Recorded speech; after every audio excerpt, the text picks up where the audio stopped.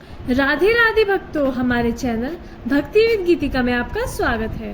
भक्तों, आज की इस वीडियो में अपरा एकादशी की व्रत कथा सुनेंगे। धर्मराज युधिष्ठिर ने भगवान श्री कृष्ण से कहा, हे भगवान, आपने वैशाख मास के कृष्ण पक्ष की एकादशी अर्थात मोहिनी एकादशी के बारे में विस्तार पूर्वक बतलाया, उसके लिए आपका आभार। अब आप कृपया करके हमें ज्येष्ठ मास के कृष्ण पक्ष की एकादशी के बारे में, उसके महत्व के बारे में बताए, उसकी कथा के बारे में बताए। भगवान श्री कृष्ण कहने लगे, हे राजन, ज्येष्ठ मास के कृष्ण पक्ष की एकादशी को अचला एकादशी तथा अपरा एकादशी दोनों ही नामों से जाना जाता है, क्योंकि यह अपार धन देने वाली है। जो मनुष्य इस व्रत को करता है वे संसार में प्रसिद्ध हो जाते हैं। इस दिन भगवान त्रिविक्रम की पूजा की जाती है।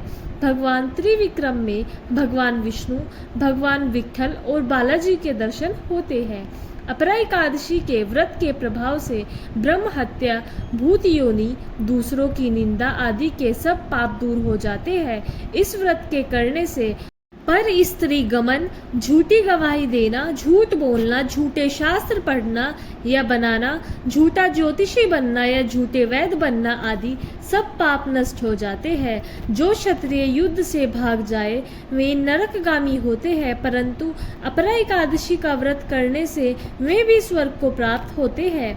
जो शिष्य गुरु से शिक्षा ग्रहण करते हैं फिर उनकी निंदा करते हैं वे अवश्य नरक में पड़ते हैं, मगर अपरा एकादशी का व्रत करने से वे भी इस पाप से मुक्त हो जाते हैं। जो फल तीनों पुष्कर में कार्तिक पूर्णिमा को स्नान करने से या गंगा तट पर पितरों को पिंडदान करने से प्राप्त होता है, वही अपरा एकादशी का व्रत करने से प्राप्त होता है। मकर के सूर्य में प्रयागराज के स्नान से, शिवरात्रि का व्रत करने से, सिंह राशि के बृहस्पति में गोमती नदी के स्नान से, कुंभ में केदारनाथ के दर्शन या बद्रीनाथ के दर्शन, सूर्य ग्रहण में कुरुक्षेत्र के स्नान से, स्वर्ण दान करने से अथवा अर्ध प्रस्तुता गोदान से जो फल मिलता है वही फल अपरा एकादशी के व्रत से मिलता है। यह व्रत पाप रूपी वृक्ष को काटने के लिए कुल्हाड़ी है, पाप रूपी ईंधन को जलाने के लिए अग्नि, पाप रूपी अंधकार को मिटाने के लिए सूर्य के समान, मृगों को मारने के लिए सिंह के समान है। अतः मनुष्य को पापों से डरते हुए इस व्रत को अवश्य करना चाहिए। अपरा एकादशी का व्रत तथा भगवान का पूजन करने से मनुष्य सब पापों से छूटकर विष्णु लोक को जाता है। इसकी प्रचलित कथा के अनुसार प्राचीन काल में महीध्वज नाम का एक धर्म राजा था। उसका छोटा भाई व्रजध्वज बड़ी ही क्रूर, अधर्मी तथा अन्यायी था। वह अपने बड़े भाई से द्वेष रखता था। उस पापी ने एक दिन रात्रि में अपने बड़े भाई की हत्या करके उसकी देह को एक जंगली पीपल के नीचे गाड़ दिया। इस अकाल मृत्यु से राजा प्रेतात्मा के रूप में उसी पीपल में रहने लगे और उनके उत्पात करने लगे। एक दिन अचानक धौम्य नामक ऋषि उधर से गुजरे। उन्होंने प्रेत को ज्ञान चक्षु से देखा और तपोबल से उसके अतीत को जान लिया। अपने तपोबल से प्रेत उत्पात का कारण समझा।